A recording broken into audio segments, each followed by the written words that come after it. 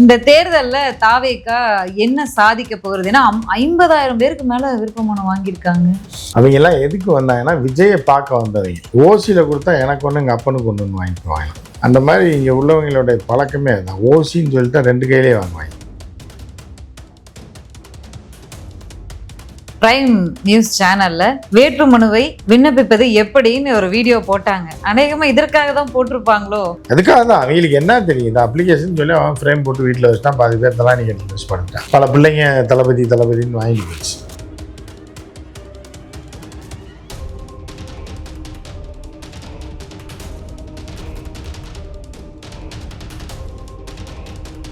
விஜய் அரிசியில் ஏதோ பிறக்கிறதுன்னு அந்த மாதிரி ஆள் தான் விஜய். ஆகப்பெரும் டுபாக்கூட்டி கூட இருக்கவங்களை கேட்டால் தான் தெரியும்.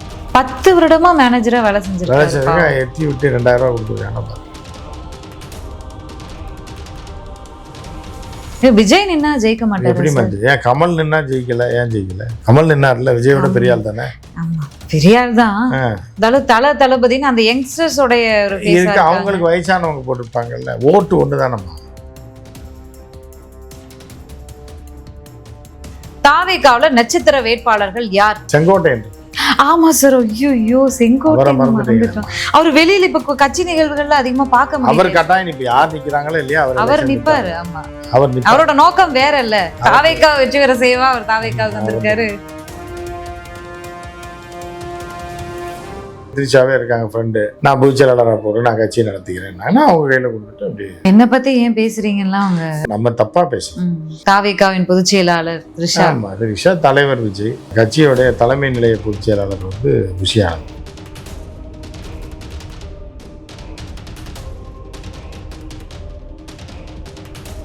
நேர்களுக்கு வணக்கம். நிகழ்ச்சியில் சிறப்பு விருந்தினராக ஃபர்ஸ்ட் லைன் ஆசிரியர், மூத்த பத்திரிகையாளர் உமாபதி கிருஷ்ணன் இணைந்திருக்கிறார். பேசலாம். வணக்கம் சார். வணக்கம். 2026 தேர்தல்ல ஏதோ ராசிபலன் சொல்ற மாதிரி புதிய வரவாக வந்த தாவேகா பல விஷயங்களை ஆட்டி படைச்சிட்டு இருக்கு தமிழக அரசியல் கட்சிகளை. அதுல ஒண்ணுதான் ஆட்சியிலும் அதிகாரத்திலும் பங்கு அப்படின்றது.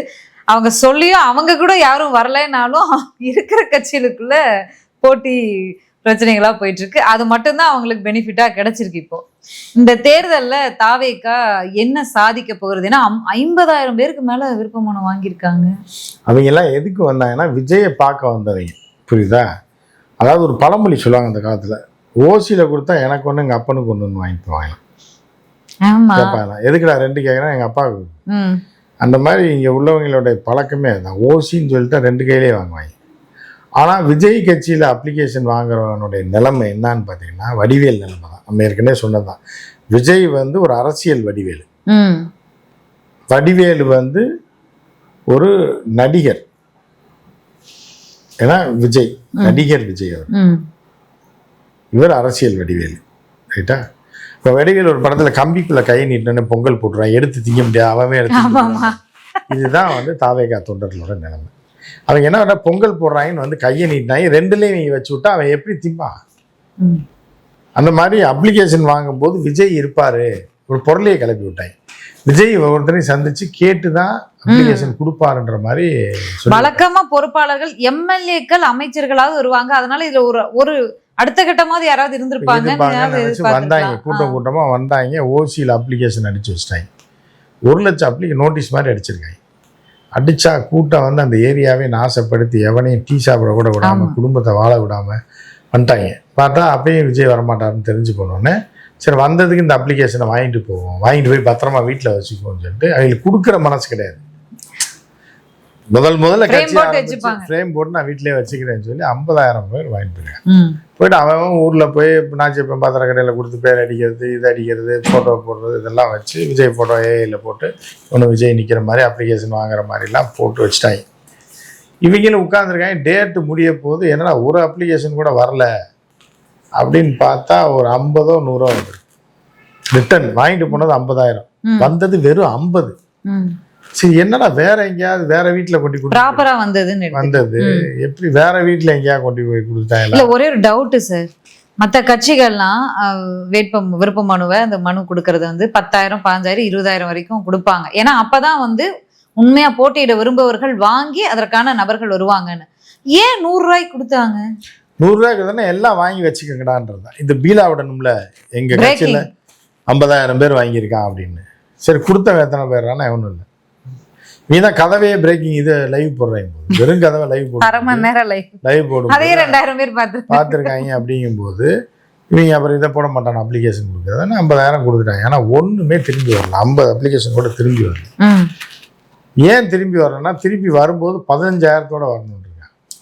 அவன் ஏற்கனவே விஜய் படம் பார்க்கறதுக்கு தாலியிலேருந்து எல்லாத்தையும் அப்போ தற்கூரி பூரா கட்டாயிருது. புரியுதா? 1.5 கோடி தொண்டர்களில் 150 தொண்டர் தான் தயாராக இருக்கான்னு அர்த்தம். காசை கட்டியிருக்கேன். 150 பேர் தான் உருப்படியாக ஏதோ வேலை வெட்டிக்கு போகிறான்னு அர்த்தம். இல்லை பொண்டாடி தோடு கீடு போட்டிருக்கான்னு அர்த்தம். அதே அடகு வச்சு 15,000 கட்டிட்டாங்க. அதை ஃபில்லப் பண்ண தெரியாமல் எங்கேயோ கொண்டு போய் கொடுத்து, தமிழ் வாத்தியார்ட்ட கொடுத்து ஃபில்லப் பண்ணி கொண்டு வந்து கொடுத்து 15,000 எப்படி கட்டணும் தெரியாமல் யார்கிட்ட கொடுத்தாங்கன்னு தெரில. காசை இந்த காசெல்லாம் ஏன் வசூல் பண்ணா, டிடியா கொடுத்தானா, என்ன கர்மான்றம்னே தெரில, கொடுத்தாங்க. அது அவங்க தான் சொல்கிறாங்க 150 பேர் கொடுத்துருக்காங்க. இதெல்லாம் வாங்கி உண்டியலில் போட்டு பாதி காசை விஜய்கிட்ட கொடுத்துட்டு பாதி காசு செலவாயிடுச்சுலான்னு சொல்லி கணக்கில் எழுதிட்டாங்க. இப்போ இவன் பூராமே யார்கிட்ட வாங்கணும், அப்ளிகேஷன் எவ்வளோ காசு வாங்கணும்னே தெரில. இப்போ அந்த கணக்கே இல்லை அவங்க. இப்போ அடுத்து எவனுமே வரமாட்டான். இல்லை, உலக வரலாற்றிலேயே நேற்றிற்கு முந்தா நாள் ஒரு பிரைம் நியூஸ் சேனல்ல வேட்புமனுவை விண்ணப்பிப்பது எப்படின்னு ஒரு வீடியோ போட்டாங்க. அநேகமா இதற்காக தான் போட்டிருப்பாங்களோ. அதுக்காக தான். அவங்களுக்கு என்ன தெரியும், இந்த அப்ளிகேஷன் சொல்லி அவன் ஃப்ரேம் போட்டு வீட்டில் வச்சுட்டான். பாதி பேர் தலானி கட்டி யூஸ் பண்ணிட்டான்.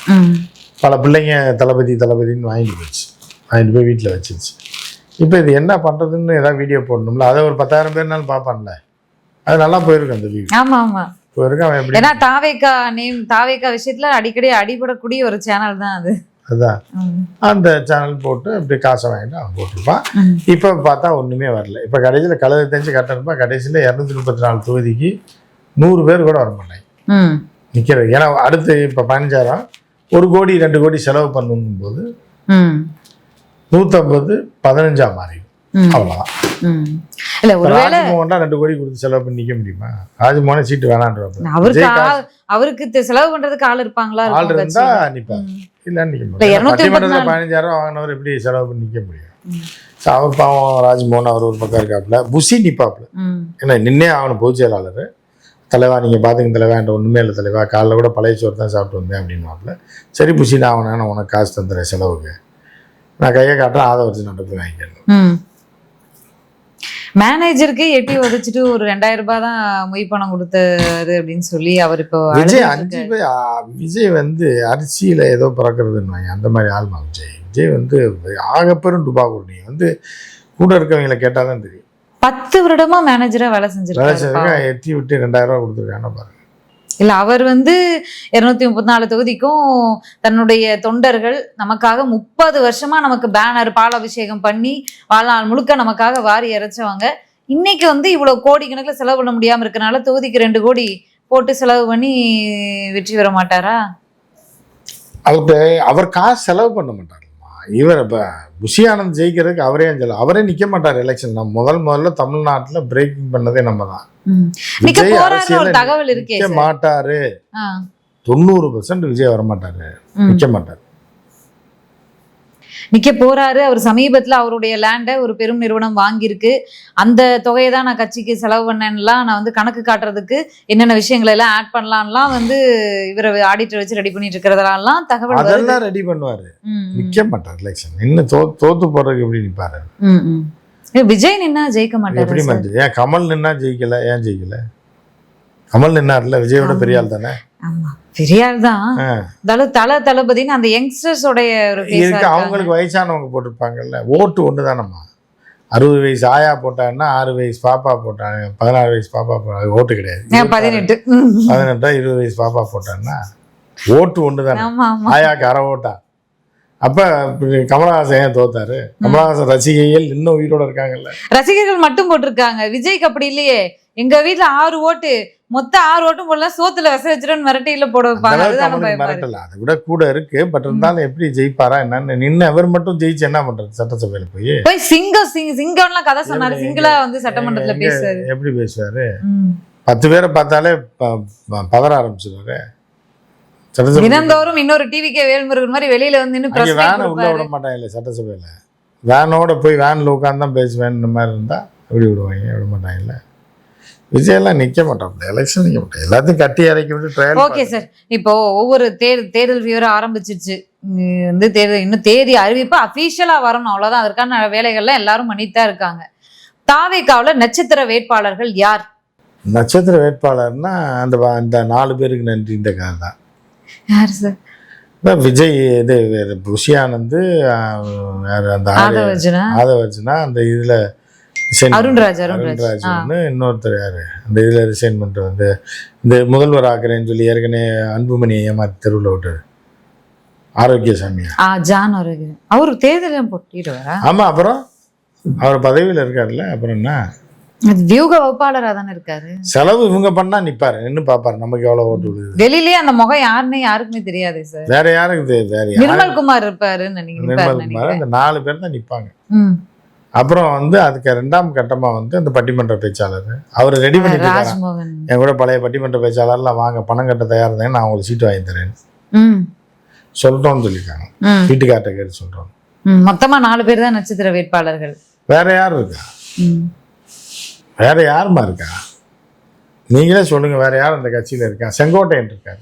ஆமா சார். ஐயோ, செங்கோட்டையன் அவர் வெளியில இப்ப கட்சி நிகழ்வுகள்ல அதிகமா பார்க்க முடியல. அவர் கட்டாயம் இப்ப யார் நிக்கிறாங்களோ இல்லையா அவர் நிப்பாரு. ஆமா, அவர் நிப்பாரு. அவரோட நோக்கம் வேற இல்ல. அதான் தாவேகா வெற்றி பெற செய்வா அவர் தாவேகாவுக்கு வந்திருக்காரு. அதனால அவர் வந்து நிப்பாரு, ஜெயிப்பாரு. அவர் ஜெயிச்சிருவாரா சார் இந்த முறை? அவர் ஜெயிக்கிறதுக்கு சான்ஸ் இருக்கு. புஷி ஆனந்தெல்லாம் பார்த்து அண்ணா ரைட்னா ஓட்டு போட மாட்டாங்க. அதுதான் பிரச்சனை. நீதான் என்ன தலைவனை பார்க்க விடாம கீழே இறங்க சொன்ன நீதான் அங்க சத்தம் போட்ட, நீதானே நீ காசு வாங்கின, நீதானே என்னை ஏமாத்துறன்னு சொல்லி புஷி ஆனந்துக்கு யாரும் ஓட்டு போட மாட்டாங்க. தென் மாவட்டங்கள், குறிப்பா இந்த ராமேஸ்வரம், தூத்துக்குடி, இந்த மாதிரியான தென் மாவட்டங்கள், சிறுபான்மையினர் ஓட்டு அதிகமா இருக்கக்கூடிய அந்த மாவட்டங்கள்ல வந்து தாவேகாவுக்கு மிக பெரும் சாதகமான களமாக இருக்கு அப்படின்னு தாவேகானுடைய ஸ்போக் பர்சன்ஸ் போற இடத்துல எல்லாம் பேசிட்டு யார் அவரு? ஒரு 2-3 பேரு. இந்த லைலாமணி, இன்னும் ஒருத்தர் புதுசா வந்திருக்காரு, அவர் வேற. நான் உங்களுக்கு அவருடைய வீடியோக்கெல்லாம் காட்டுறேன் நாம. அப்படி இல்ல, அது அவங்கவுங்க அப்படித்தானமா சொல்லுவாங்க. இன்னொரு விஷயம் இப்ப ட்ரெண்டிங்ல போயிட்டு இருக்கு. இப்போ இல்ல, கொஞ்ச நாளாவே கிட்டத்தட்ட ஒரு மாசமாவே ட்ரெண்டிங்ல போயிட்டு இருக்கு தாவேகா. என்னன்னா, தாவேகானுடைய ஸ்போக் பர்சன்ஸ் போற இடமெல்லாம் அடி வாங்கிட்டு வராங்க. அடின்னா அந்த அடி இல்ல சார், கருத்தியலா. அதாவது கேள்வி கேட்கறாங்க, அந்த கேள்விக்கான பதில் வராது. இவங்க திடீர்னு திருப்பி ஒரு 4 கேள்வி வச்சிருப்பாங்க ஆப்போசிட் பார்ட்டியை வச்சு. அந்த 4 கேள்வியை எல்லா மேடையிலயும் எல்லாத்தையும் கேட்டு அதையும் அங்க வந்து பட்டுட்டு வராங்க. திரும்ப என்னைக்குதான் அவங்க பதில் சொல்ற இடத்துக்கு எப்பதான் வருவாங்க? பதில் சொல்ற இடத்துக்கு இன்னொரு 10 வருஷம் ஆகுமா? அதுக்குள்ள டிவியே ஒளிஞ்சு போயிடும், டிவியெல்லாம் மூடிட்டு போயிடுறாங்க. அவங்க பதில் சொல்லணும் போது பொருளை ராகம் மாதிரி தான். படம் முடிகிற நேரத்தில் அவ்வளோ நேரம் லவ் பண்ணுவான், படம் பூரா பாட்டெலாம் பாடுவான், சோக பாட்டெலாம் பாடுவான். கடைசி நேரத்தில் அவன் சாக போகிற நேரத்தில் வந்து சொன்னோன்னே அவன் அதோட செத்து போயிடுவான். புரியுதா? அந்த மாதிரி என்ன நீ 10 வருஷம் கழிச்சு வரப்ப டிவி சேனலே இருக்காது. நீ யார்கிட்ட போய் பதில் சொல்லுவா? கட்சியும் இருக்காது, டிவி சேனலும் இருக்காது. அப்பதான் இவங்களால பதில் சொல்ல முடியும். இப்ப என்ன பதில் சொல்ல முடியும்? கூட்டணிக்கு நேற்றைக்கு கூட நாஞ்சில் சம்பத் பேசியிருக்காரு ஒரு இதுல பேசும்போது. நாஞ்சில் சம்பத்துக்கு சீட்டு கொடுப்பாயமா? அவரு மருத்துவ சீட்டுக்கு நான் 1 லட்சம் கேட்டேன், சேகர் பாபுட்ட கொடுக்க மாட்டேன்ட்டாருன்னு கோவிச்சிட்டு இருந்தாரு. அவர் எப்படி சார் செலவு பண்ணி? அவர் செலவு பண்ண மாட்டாரு, இவங்க ஆதவர்ஜனா செலவுல நிப்பாரு. இந்த ஒரு தேசிய கட்சி எங்களோட கூட்டணிக்கு வர ரெடியா இருக்கு, ஒரு மாநில கட்சியும் ரெடியா இருக்கு. 2 கட்சியும் கூட்டணியில வந்து இணைஞ்சோன்னா தமிழ்நாடே வேக்க போகிறது, முழிக்க போகிறார் ஸ்டாலின் அப்படின்லாம் நாஞ்சில் சம்பத் பேசியிருக்காரு. அதுதான் அவரு எதிர்பார்த்திருப்பாரு, பிஜேபியில சேர்ந்துருவாங்கன்னு. பிஜேபி தேமுதிக எல்லாம் வரும்னு எதிர்பார்த்திருப்பாரு. வரலன்னு இப்ப ஷாக்கா இருப்பாரு. பிஜேபியா காங்கிரஸ்? பிஜேபியில தான் அவரு கனவு கண்டிருப்பார். தேசிய அவங்க தானே கொள்கை எதிரி. கொள்கை எதிரில யார் சொன்னா? அதெல்லாம் மாத்தி போட்டோ மாத்தி வச்சா முடிஞ்சு போச்சு, அவ்வளவுதான். கொள்கை எதிரி போட்டோ உனக்கு தூக்கிட்டு இந்த போட்டோ தூக்கி வச்சுட்டா முடிஞ்சு போச்சு. தப்புன்னு இந்த தூக்கி வச்சுட்டு மோடி போட்டோ வச்சு பெரியார் போட்டோ செங்கோட்டையன் அவர்கள் மாதிரி சொல்றீங்க. துண்டு தூக்கி போட்டா முடிஞ்சு போச்சு. அடுத்து துண்டு போட்ட ஏடிஎம்கே துண்டு போட்டா ஏடிஎம்கே, தாவேகா துண்டு போட்டாரு அவரு தாவேகா, அவ்வளவுதான். இது என்ன கொள்கை? செங்கோட்டையன் அவர்களே ஒரு விரக்தியில இருப்பதாகவும் கட்சி நிகழ்ச்சிகள்ல இப்போ சமீபமா இதுலயும் கலந்துக்கிறது இல்லை அப்படிங்கிறதையும் பார்க்க முடியுது. தொடர்ச்சி அந்த தேர்தல்ல எப்படி பயணிப்பார்? அவர் இவங்க மரியாதை கொடுப்பாங்க, யார் தலைவர்னு பத்தி இல்ல. ஒரு கட்சியில சேர்ந்திருக்காரு, மூத்த தலைவர்னு ஓட்டிட்டு இருக்காரு, கதையை ஓட்டிட்டு இருக்காரு. இன்னும் கொஞ்ச நாள், இன்னும் 2-3 மாசம் இந்த எலெக்ஷன்ல எடப்பாடியை வீழ்த்தணும், எடப்பாடியை காலி பண்ணி எல்லாத்தையும் இது பண்ணி விட்டு அதுக்கப்புறம் அவர் ஒரு முடிவு எடுத்து ஜாயின் பண்ணுவார். திருப்பி ஏடிஎம்கே கேப்சர் பண்றதுக்கான ஒரு இதுல இருப்பாரு.